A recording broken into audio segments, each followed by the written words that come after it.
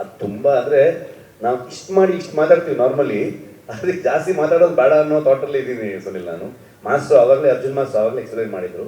I think ನೀವು ಅದನ್ನು ಸಿನಿಮಾಲ್ಲಿ experience ಮಾಡಿದ್ರೆ ಒಳ್ಳೇದು ನನ್ನ ಒಪಿನಿಯನ್.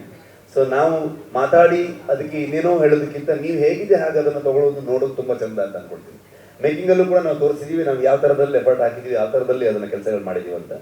ಇಡೀ ತಂಡವಾಗಿ ಒಟ್ಟಾರೆ ನಾವು ಅದ್ರ ಮೇಲೆ ಇನ್ನೂ ಬೆಟರ್ ಮಾಡಬೇಕು, ಇನ್ನೂ ನಿಮ್ಮನ್ನು ಜಾಸ್ತಿ ಎಂಟರ್ಟೈನ್ ಮಾಡಬೇಕು, ಇನ್ನೂ ಒಂದು ಸ್ಟೆಪ್ ಜಾಸ್ತಿ ಹೋಗಬೇಕು ಅನ್ನೋಂಥ ಥಾಟ್ ಇಟ್ಕೊಂಡೇ ಕೆಲಸ ಮಾಡಿದ್ವಿ.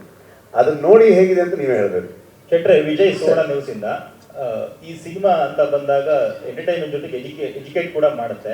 ಈ ಸಿನಿಮಾ ನೋಡಿದಾಗ ಸಾಕಷ್ಟು ವಿಶೇಷತೆಗಳು ಕಾಣಿಸ್ತಾ ಹೋಗುತ್ತೆ, ಹೊಸತನ ಕಾಣಿಸ್ತಾ ಹೋಗುತ್ತೆ. ಸೊ ನೀವು ಹೇಗೆ ಈ ಒಂದು ಸಿನಿಮಾ ಮಾಡೋ ಸಮಯದಲ್ಲಿ ಎಜುಕೇಟ್ ಆಗ್ತಾ ಹೋದ್ರಿ ಅಂತೇಳಿ? ಪ್ರತಿದಿನನೂ ಆಗ್ತಾ ಹೋಗ್ತೀನಿ ನಾನು. ಅಂದರೆ ಅದು ನಿಲ್ಲದೇ ಇಲ್ಲ ಅಂತ ಅನ್ಕೊಳ್ತೀನಿ ನಾನು.